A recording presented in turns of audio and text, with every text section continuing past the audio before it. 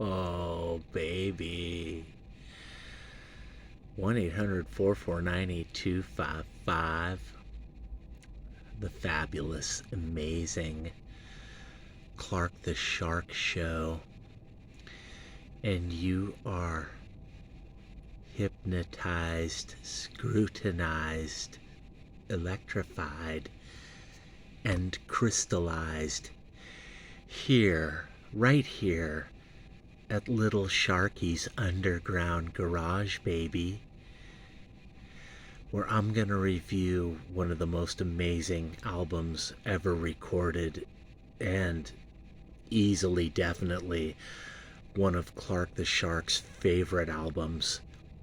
Oh, you know I had to go down to Go Boy Records in Redondo and buy me some Country Joe and the Fabulous Fish. Electric music for the mind and body. 1967. People are like emailing me like, Shark, you're really good, bro, but like you get things wrong. And I'm like, hey baby, Sharky ain't perfect. Right here in the Little Sharky garage, there's gas fumes, there's like transmission out on the ground, and oil, gasoline, and brake fluid. I can't breathe here in the underground. Fabulous Sharky garage, baby. I got too much Country Joe and the Fish on, too. Because this electric music for the mind and body was recorded early in 1967 and was released fairly early in the first half of 1967. This album is kind of like before everything, not really, but Country Joe and the Fish, man, we're talking about a bunch of geniuses in one band here, people. And you know Clark the Shark loves this album. I went down to the Rhodium in Torrance back in like 1985 looking for this album. And I found some other albums one day. Captain Beefheart and some killer shit. But I remember I stole this album from somebody's house in the 80s. And one day, like, the person figured it out and called me, and they're like, dude, you stole my old 60s album. And Sharky was like, no, bro, not me. And, like, eventually, I just went back and put this album on his doorstep, like, leaned it against his door and got back on my bike and just rode off. And eventually I made my way down to Go Boy Records in Redondo, and I bought the Hollies, and I bought a Monkees record, and I bought Country Joe and the Fish, baby. I had to buy this album because this band is just legendary, amazing, and in history they're underappreciated and underrated, but not really. I mean, everybody knows about Country Joe and the Fish.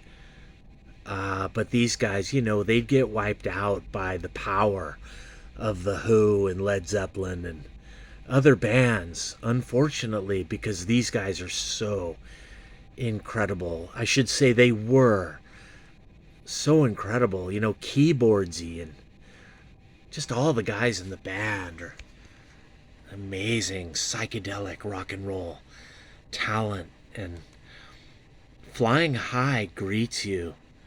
Just one of the most killer songs. It's short and sweet. I love Flying High. I love the 1967 vibe. There's not really a 1966 garage vibe here. These guys are caught somewhere in time where even in 1967 they sound kind of old and yet they sound new, like brand new, all at the same time. They sound modern and yet dated. It's so beautiful, man. Flying High, killer. And Not So Sweet, Martha Lorraine. I just call it Lorraine. I love it. The keyboards. I love the melody.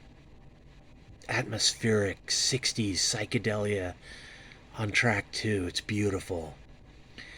And Death Sound Blues is so brooding. And I love blues tracks, man. I love Canned Heat. Yeah. I mean, they get kind of boring. But Country Joe and the Fish, no way. Never. They're always interesting. Right here on the Clark the Shark Show, 1-800-449-8255, from the golden EIB Sharkerphone. I love me some Death Sound Blues. It's just brooding blues track. Love it. But my favorite song might be Happiness is a Porpoise Mouth. You know, like a dolphin always looks so happy. Clark the Shark can appreciate it, baby.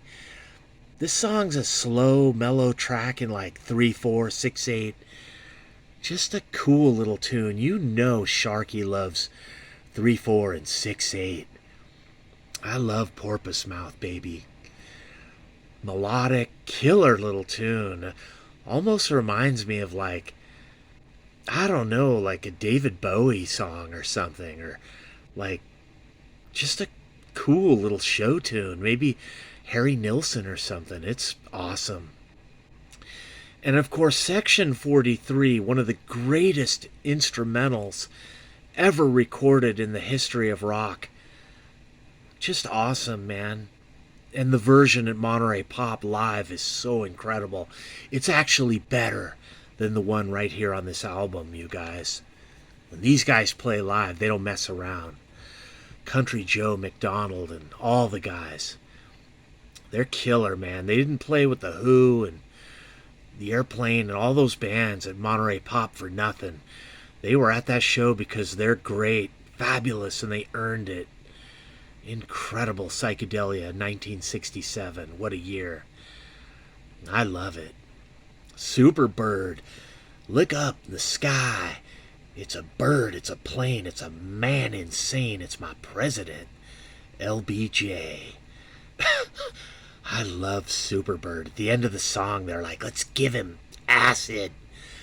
There's such an evil vibe to Country Joe and the Fish, and yet they're almost friendly or something. I mean, I love these guys. I don't know if I'd want to hang out with them. These guys might just start to hate you and stare at you or something, or maybe they would like you. I don't know. I can't see myself hanging out with Country Joe and the Fish. I mean, the vibe is kind of negative, but they're so high on drugs and acid and marijuana and drunk on alcohol and just everything, and just these guys are just like the real deal, man. I don't know, man. Just Sad and Lonely Times. That almost sounds like it could be the hit song, like a Buffalo Springfield. It's just killer, man. I love Sad and Lonely Times, and Love, of course, is a heavy blues track. I love it. I love that heavy Canned Heat, bluesy, angry, just... That song's a democracy, you know, everyone's writing on love. And of course, Bass Strings is just this brooding, evil killer, man. I love Bass Strings. So killer. It's like, it's kind of like the Doors, but no. It's just really lovely, man, and dark and evil. And I get such a negative vibe from this band, and yet I don't get a friendly vibe at all from Country Joe and the Fish. But they're such incredible musicians. They're such a great band. And they're dark and evil and brooding on... Man, I think these guys were worried about getting drafted and going to Nam, and it is in this album, you guys. The Masked Marauders killer. And I love it. I love the keyboards on this album. It just... They utilize all these guys. The keyboards are just so nice. And Grace is a long song, just really long. It's 7 minutes, and it's It's killer because it's brooding and oh man, it's just so dark. It's tingly little guitars and it just broods on and on for 7 minutes and I love it. I love the psychedelia, just the negative, unhappy, bluesy, bitter. These guys just seem bitter or something, and yet there's a little tinge of happiness. Country Joe and the Fish. One of Sharky's favorite bands. I mean, Country Joe McDonald. Oh man, to me, he is Monterey Pop. He is Woodstock. He's, you know, he's a genius. Lead vocals, rhythm. Of course, Barry Melton, lead guitar, is awesome on the album. Barry Melton, kind of a legend, you guys. Genius.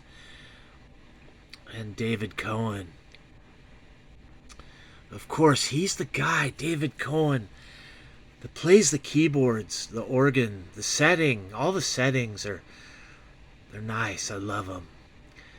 And this guy, Bruce Barthol on bass, he is imperative, urgently needed in the band. And Gary Chicken, Hirsch, drums, of course. All these guys are legends, geniuses. They went on to do other things. Ah, man, I wish Country Joe and the Fish could just be... These guys are off and on still around. And, you know, they're not all here anymore, but it's like they're ghosts forever. Travel the universe. Country Joe and the Fish. Modern yet old. Ancient yet new. These guys, these bluesy, brooding, angry, bitter, psychedelic, rock and roll, mysterious geniuses. There's not really a hit song on this album, and yet these are songs we all know and we all love. It's so dark, mysterious, and back in the 80s, I loved to play this album, you guys. You know me, Clark the Shark. I'm not the biggest pothead or drug user. I mean, just barely, just dabble. But alcohol, hell yeah, man. And when you drink, you listen to some Country Joe and the Fish, man. I mean, this album almost makes you feel high or drunk as you listen to this beautiful, eclectic, keyboard-driven, guitar, blues, psychedelic garage album. Little Steven and the Underground Garage, you know they love this, but Little Sharky's Underground Garage loves it even more. I love 1967, you guys. You know I love 1966, that garage scene, all those amazing bands. But Country Joe and the Fish mix garage, and they mix psychedelia. They're one of the first bands to really do. Just a beautiful album. And this album almost seems underdone or incomplete or like cold in the middle or something. And yet it's very complete. It's very much solid, rock solid album. It definitely is electric music for the mind and body. And baby, Clark the Shark definitely didn't get this one wrong. And I didn't miss anything here, because you just got the greatest review you will ever get, and the only review you will ever need of one of my favorite albums ever. Country Joe McDonald and the Fish, you guys. Buy this album. Try to find the vinyl in 2023. Even if you have to pay a lot, get it and don't even unwrap it. Just listen to the CD. Listen to the MP3s at Spotify, iTunes, Amazon. Wherever. Get yourself some Country Joe and the Fish for some beautiful psychedelia. It's negative. You almost feel bitter and unhappy when you listen to this, but in some weird way it's also very uplifting and important. And after you listen to this whole record, you feel like you've just had one of the most important, imperative experiences of your whole life. Your entire lifetime can be summed up by this amazing album that I love. You know, Clark the Shark had to buy this at Go Boy. I don't know if I did ever find this at the Rhodium. I don't think I did. I would have bought the scratchy vinyl down there in Torrance at the Rhodium, baby. But man, I love this album, you guys. I really love this more than any other album in 1967. The Doors is before this, and I love the Doors, man. But there's something about the purity and the honesty and integrity and the dignity of Country Joe and the Fish. These guys really tell it like it is. And they're unhappy brooding, and yet somehow you even get like a little tinge of positivity from this psychedelic garage, this mystical, magical, oh, you are crystallized. Your energy will go on forever after you listen to this whole album. You'll go up in space like a super bird, just like your president forever, LBJ. People, Country Joe and the Fish. It definitely is electric music for the mind and body.